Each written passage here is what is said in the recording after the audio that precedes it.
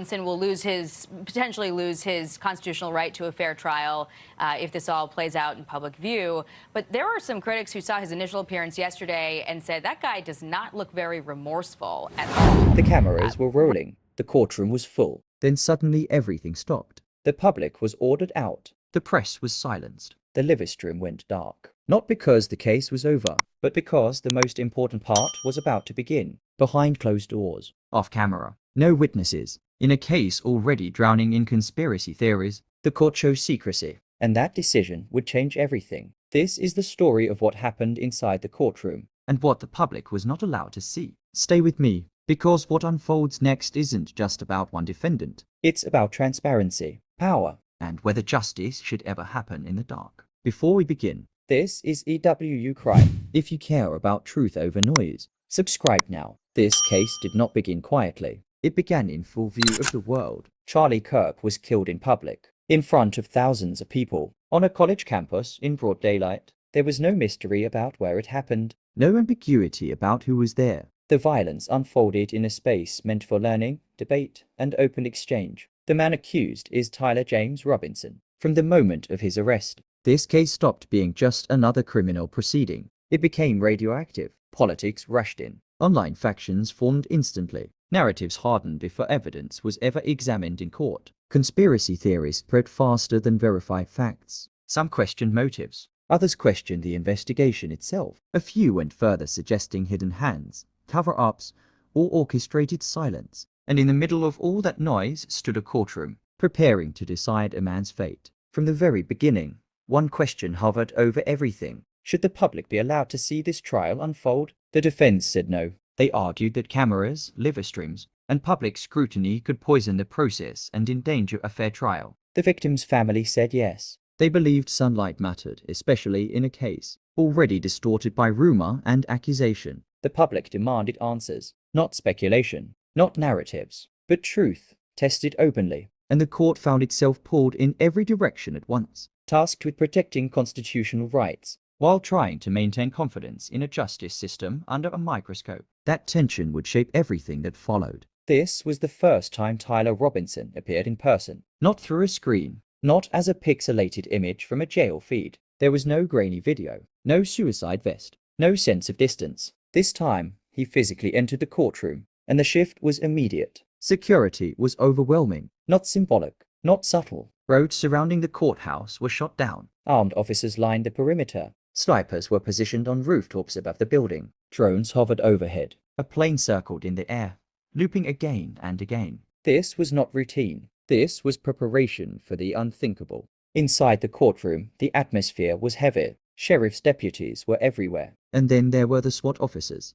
They stood against the walls in camouflage, military-style fatigues inside a civilian courtroom. That alone sent a message. This was not typical courtroom security. This was a signal that authorities believed nothing could be left to chance. Tyler Robinson sat at the defense table. He was dressed in civilian clothing, dress pants, a button-down shirt, a tie. The court had ruled he could appear this way, a visual nod to the presumption of innocence. But the restraints were still there. Shackles at the waist, shackles at the ankles, visible to anyone close enough to see. The media was granted limited access. One camera, a single PAW camera shared across all outlets. One angle, one feed, and that camera was positioned close, uncomfortably close. Close enough that every movement mattered. Close enough that even a small mistake could carry serious consequences. In a courtroom already charged with tension. All rise. Court is being now session. The Honorable Tony F. Rapp, Jr. presiding.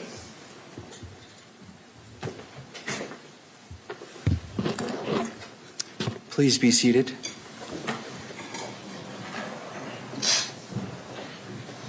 Court is now in session.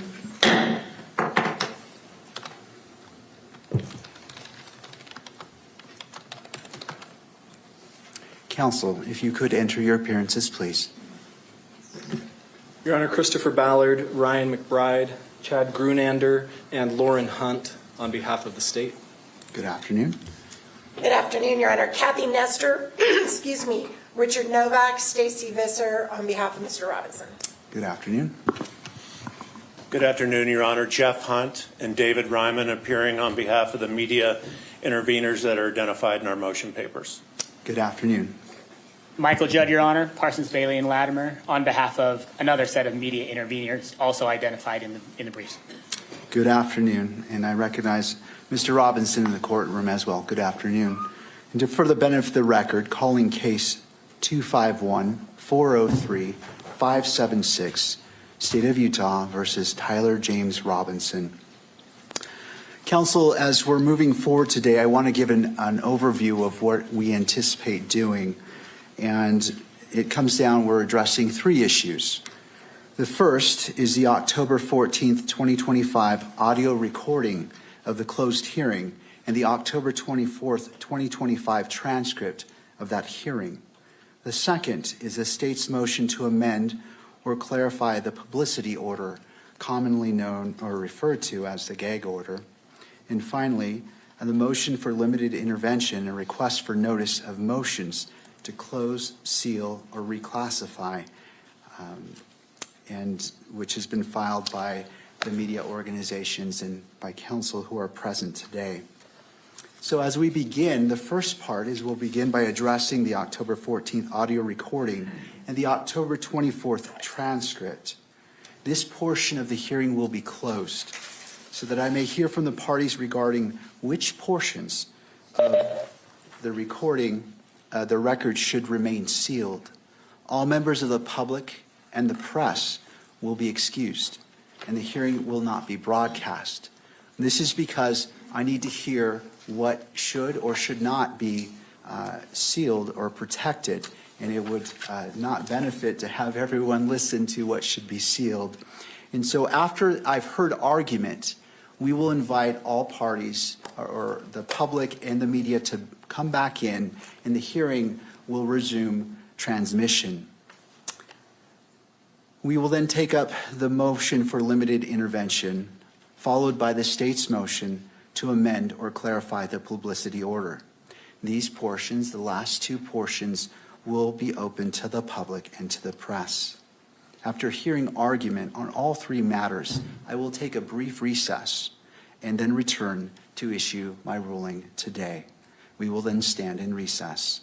So at this point, we'll go ahead and excuse the public and the media, and it is the court's order that transmission be terminated temporarily. Your Honor, we have one request with respect to the closed hearing. May I be heard on that? Yes, counsel. Thank you. Richard Novak for Mr. Robinson. Mr. Robinson has some immediate family members who are present, his father, his mother, and his brother, and we would ask the court to permit them to remain in the courtroom during the closed portion of the hearing. To the state. My only concern with that, Your Honor, is that we're going to be talking about court security measures. And I don't know that we'll have to go into a lot of detail about that, but I do have concerns about those issues being discussed in public. All right. Mr. Novak, do you have authority that supports allowing them to remain in a closed hearing? No, I think it's subject to the court's discretion to decide who is and is not an appropriate member of the public. I think they have a unique relationship with Mr. Robinson, and they would certainly abide by any orders the court makes concerning disclosure of what is discussed in closed session. But obviously, it's up to the court. Thank you, Mr. Novak. I'm going to rule that they will be excluded as well. It is just given the nature and the sensitivity of it, I believe it is appropriate to treat all parties in the public equally, though I do recognize their relationship with Mr. Robinson. Thank you for your request. All right, we will go into the closed session. The margin for error had disappeared. The rules were clear. They had been agreed to in advance. No filming shackles. No filming defense documents. No capturing private conversations at counsel's table. These conditions were not suggestions. They were court orders. The purpose was simple: protect the defendant's right to a fair trial, while still allowing the public to observe the process. But once the hearing began, mistakes happened. A camera widened its shot, just for a moment, and the restraints became visible. There were also concerns raised about audio. The defense claimed that private conversations at the table could be heard. Whether those moments were intentional or accidental did not matter. What mattered was perception, and perception carries weight in a case this volatile. Suddenly, the defense made its move. They did not ask for a warning. They did not ask for adjustments. They demanded the camera be removed entirely, not repositioned, not restricted. Removed. Their argument was direct. The violation threatened Tyler Robinson's constitutional right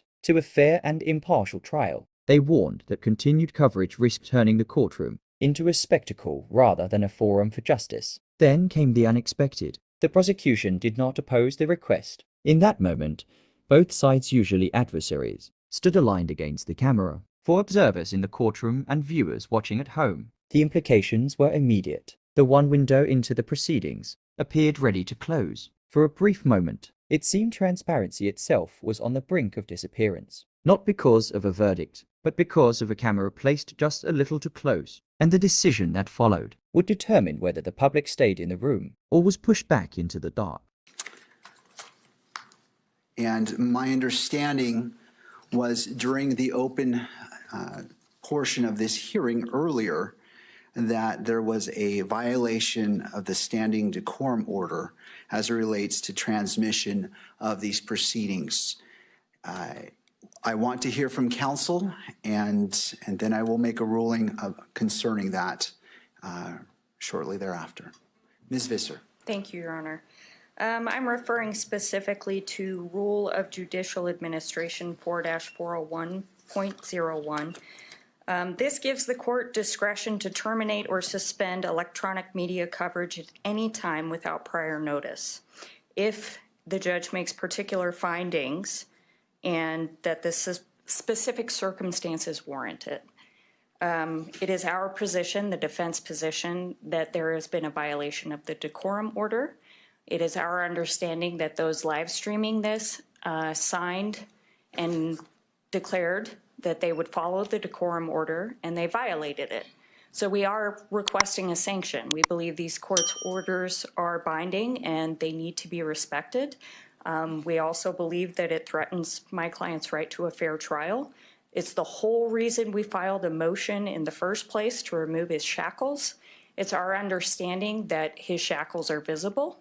It is also our understanding that potentially some audio from counsel table was heard.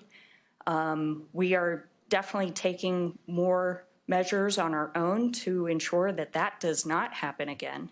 But there has also been some filming of computers and materials at counsel's desk. That's entirely inappropriate. And I think everybody in this room will agree that's entirely inappropriate.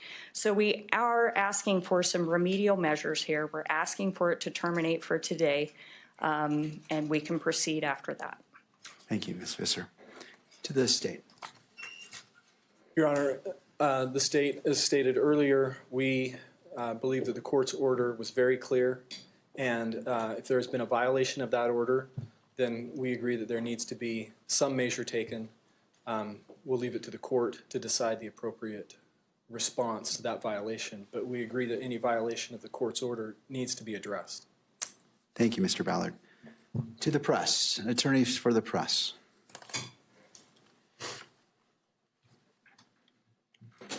Your Honor, Jeff Hunt for the media interveners. This is the first time that we've heard about the violation. We've not had an opportunity to look at the video or investigate the audio or look at the capture of the computers, but filming of the inadvertent filming of the shackles, I did talk to the pool photographer. My understanding is that there was a zoom out shot that did inadvertently show the shackles. That was improper. That was inadvertent, and we apologize for that. They've taken measures to make sure that the pool video that is disseminated to the rest of the pool does not contain any capture of the defendant in the shackles. We can't do anything about the live stream, of course, but we can control what the rest of the video is that we capture and disseminate. So that is being done. The audio for counsel, my understanding is the only audio that they picked up was from counsel's microphones. I don't have any further information about that and whether that's a violation. Filming of the computers is not a violation of the decorum order. If the capture can show the document that counsel is looking at, then that is a potential violation. So I just don't know how much detail the shot is that that is of concern to the court. But I'll just say that we reiterated as soon as I heard this from Mr. Ballard with the pool representatives that this is very important to follow to the letter the court's EMC order. They understand their obligations. They take that very seriously. They're not perfect. Mistakes happen. We're trying to correct as much as we can on that. But we think termination is not an appropriate remedy. An admonishment from this court, a reminder that they need to follow to the letter the court's EMC order is appropriate. That's the message that counsel has delivered to the media representatives and the pool operatives, and we think that is the appropriate remedy. Thank you. Thank you. I just want to make it clear, we're still receiving messages that shackles can be seen on the live stream as we restarted. So it's still a problem. Thank you. I appreciate all parties weighing in on this important matter.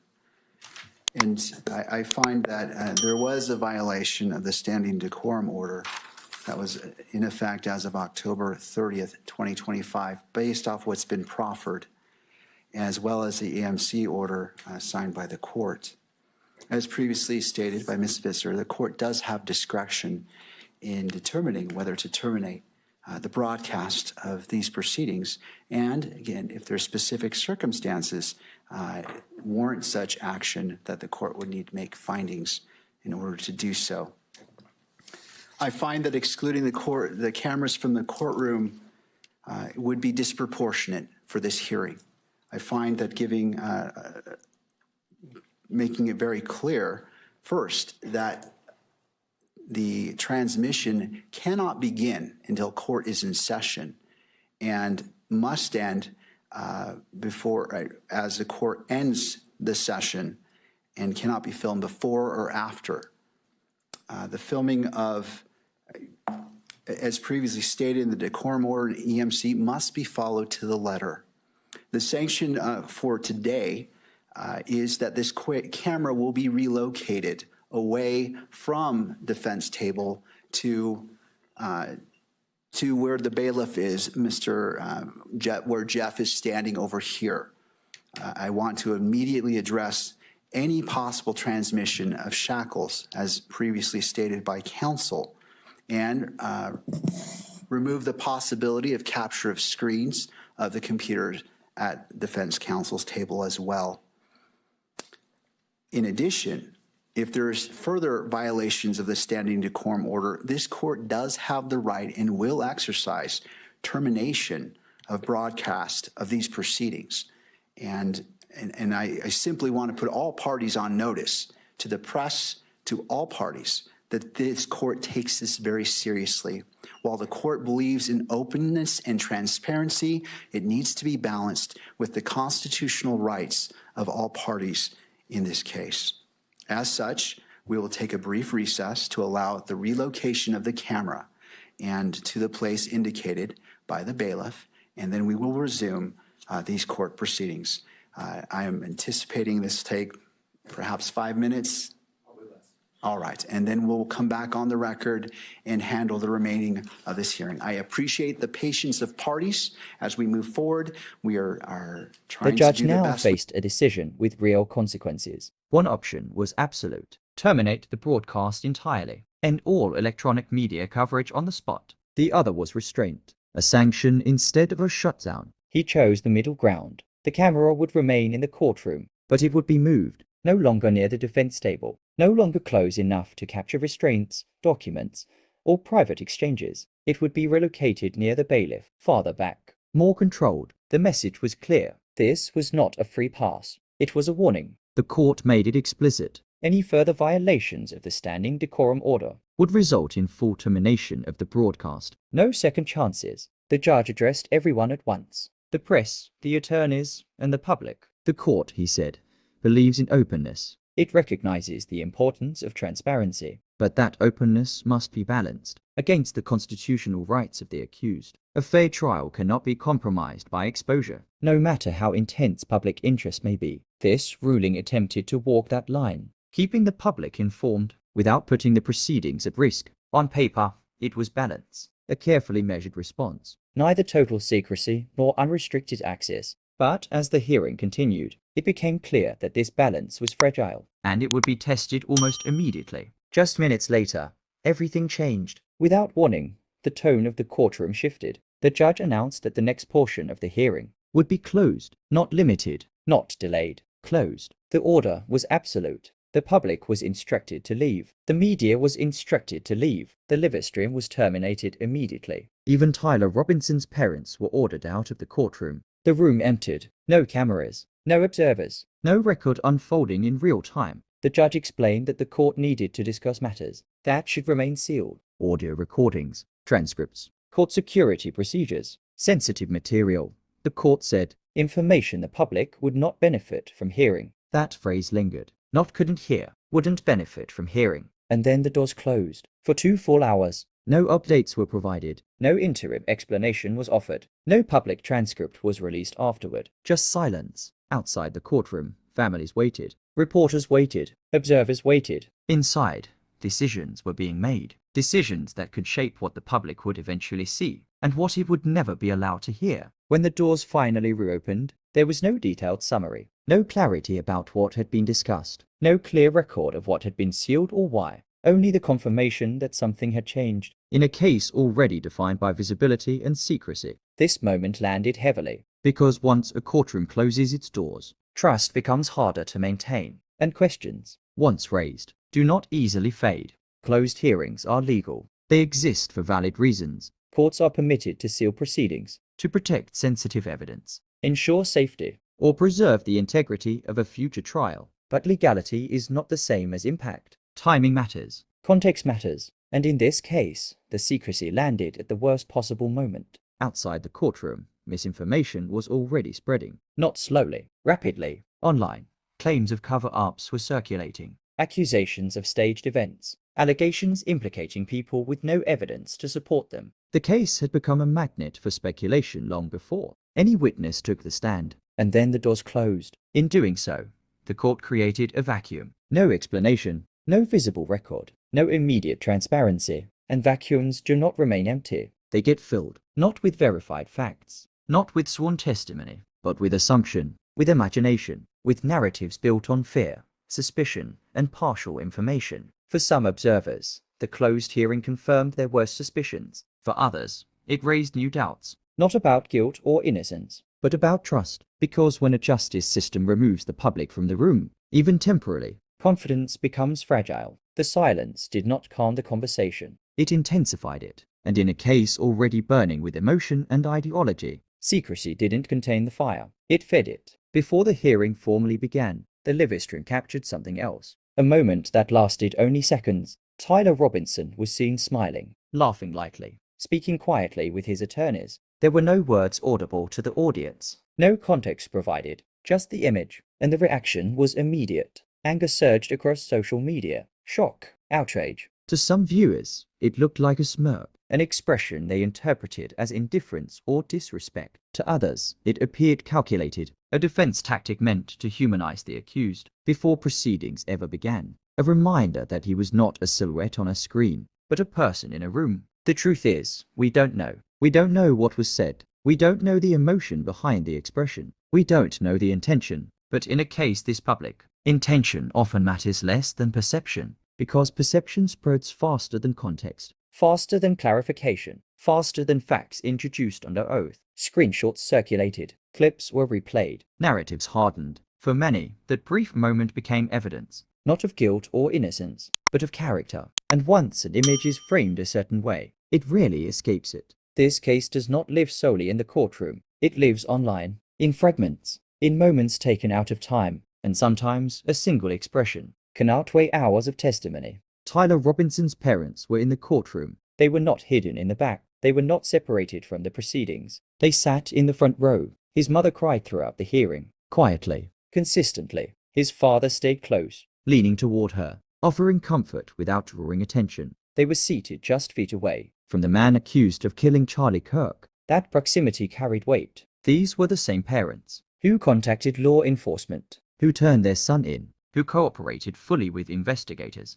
There was no attempt to run, no attempt to hide. Now they faced an impossible reality. The child they raised was sitting at the defense table, and the consequences were severe. If convicted, Tyler Robinson could face the death penalty. The courtroom did not explain what role his parents now occupied. Were they witnesses, supporters, participants in a process they could no longer control? The law offers clear categories: defendant, victim, counsel, court, but families do not fit neatly into those boxes. They exist in the spaces between duty and love, between accountability and grief. No one addressed them directly. No one asked them to speak. They sat, they watched, they endured, and in that silence, the human cost of this case became impossible to ignore. There is a gag order in this case. It applies broadly. Witnesses are prohibited from speaking publicly. Law enforcement cannot clarify details. Attorneys are barred from responding to outside claims. The intention is fairness. The court seeks to protect the integrity of the proceedings, to prevent influence, contamination, or public pressure from shaping testimony or perception inside the courtroom. But intention does not erase consequence, and the consequence is silence. No official voices, no corrections, no explanations. That silence creates space. Space where misinformation thrives, where partial truths are repeated as fact, where speculation hardens into belief. When claims circulate online, no one is permitted to correct the record, even when the record is wrong. This does not mean the system is failing. It means the system is cautious. But caution can feel like absence when emotions are already running high. For the public, silence reads as evasion. For critics, it becomes confirmation. For families, it deepens uncertainty. And for a case already defined by division, the gag order amplifies the noise by removing the very voices that could ground the conversation in reality. The courtroom remains controlled. Outside it, the story continues to grow, unchecked. Here is the twist. The court says transparency matters, and it does. Cameras were allowed, live streams approved, the public was invited inside, at least at first. But the most sensitive conversations are not happening on camera. Discussions about courtroom security, mental health evaluations, sealed audio recordings, restricted transcripts, all of it occurs out of view. And those are the very subjects fueling the loudest conspiracy theories, the areas where fear thrives, where imagination fills gaps, where assumptions take root. The public can watch the surface, the posture, the expressions, the arguments made aloud, but the deeper decisions, the ones shaping what evidence will be seen and what will remain hidden, are made behind closed doors. This creates an uncomfortable paradox. In trying to protect fairness, the system restricts access. In restricting access, it invites suspicion, not because the court intends deception, not because the process is corrupt, but because silence, even when justified, creates distance, and distance breeds doubt. The effort to preserve the integrity of the trial may be unintentionally doing the opposite. In the court of public opinion, transparency exists, but only in fragments, and fragments rarely tell the whole story. This case is not just about Tyler Robinson. It is about how justice functions when it is placed under a global microscope, when every moment is clipped, every expression analyzed, every silence interpreted. It raises a difficult question. What should justice look like when the world is watching? Secrecy can protect truth. It can shield jurors. It can preserve fairness. But secrecy can also damage trust when it is not understood. This case sits at that crossroads. Charlie Kirk died in public, in a place meant to represent openness, debate, and exchange of ideas. Because of that, many believe the legal process that follows should reflect the same openness, not to satisfy curiosity, not to entertain, but to reassure the public that justice is being pursued carefully, honestly, and without hidden influence. The court must protect rights. It must also maintain confidence. Those two responsibilities are not opposites, but they are in tension, and how that tension is handled here will shape more than a single verdict. It will influence how future cases are seen, how trust is earned, and how transparency survives in an age where silence speaks loudly. Well, a Utah judge is setting a virtual hearing later this month to decide just how open the trial for Charlie Kirk's accused assassin is going to be. As a Utah attorney tells Fox, an open courtroom presents a double-edged sword for Tyler Robinson and his defense team, as moments like this, showing Robinson smirking in court, could shape public perception, all before a jury is seated. Let's bring in New York Post columnist and Fox News contributor Miranda Devine. Miranda, good to see you. You too, Jackie. So the argument here is that Tyler Robinson will potentially lose his constitutional right to a fair trial if this all plays out in public view. But there are some critics who saw his initial appearance yesterday and said that guy does not look very remorseful at all. Where do you think this goes? What are your takeaways on what you saw?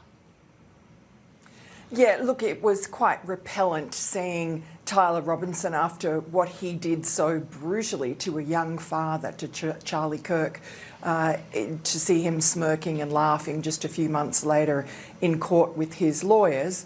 However, I mean, a fair trial obviously is important, but in this case you have the victim's family, Erica Kirk, the young widow. She requested a camera, and his defence team does not want a camera. It's not going to affect what happens in the courtroom or how the judge is affected or any jury.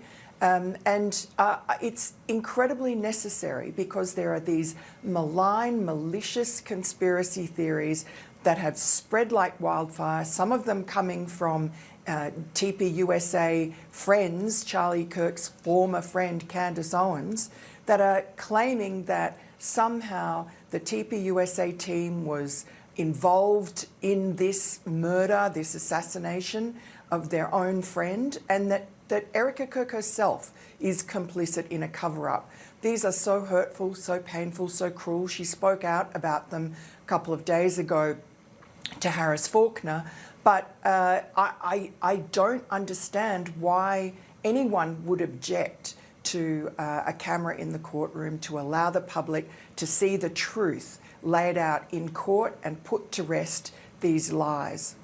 Yeah, let's play that sound. Erica Kirk, she spoke to Will Cain as well about these conspiracy theories and wanting to just put them to bed. If you want to dig into his Discord chats or whatever that guy was involved in, I don't care. Have a heyday with that. Go right ahead. I'm not telling you to not ask questions. What this is about is the accusations that somehow Turning Point USA, my husband's team, my husband's security team, my husband's friends, my husband's employees are somehow, and myself, are somehow implicated in his murder. That's a line in the sand. Because anyone who knew Charlie and knows us, that's sick. So Erica Kirk makes a very important point that, it would be helpful to her family to have this play out because she's been suffering the consequences of these conspiracies swirling around the circumstances of her husband's death. And also, she didn't get a choice in the manner in which her husband died. It happened in a very public manner. And, why should his accused killer get a choice in how his future is decided? But the other side of that question that some people are weighing is there a risk that because of the contentious environment around his death, is there a circumstance in which making this public could potentially harm her interest by, allowing the defense to play up favorable images of him and creating a Luigi Mangione situation where you sort of use the public spectacle to your advantage? Well, I mean, looking at him, I don't think anyone could be sympathetic to him the way he's behaving. But apart from that, the problem is that in darkness and a vacuum, these malicious lies flood in. And so the only real way to stop people believing these conspiracy theories, you can't really stop the people who are spreading them from doing it, but you can stop gullible people and even sensible people from believing them by allowing some sunlight into that courtroom. All right, and that decision will be rendered sometime in February, according to the timeline for the Robinson trial. Miranda Devine, thank you so much for coming on. Appreciate your time.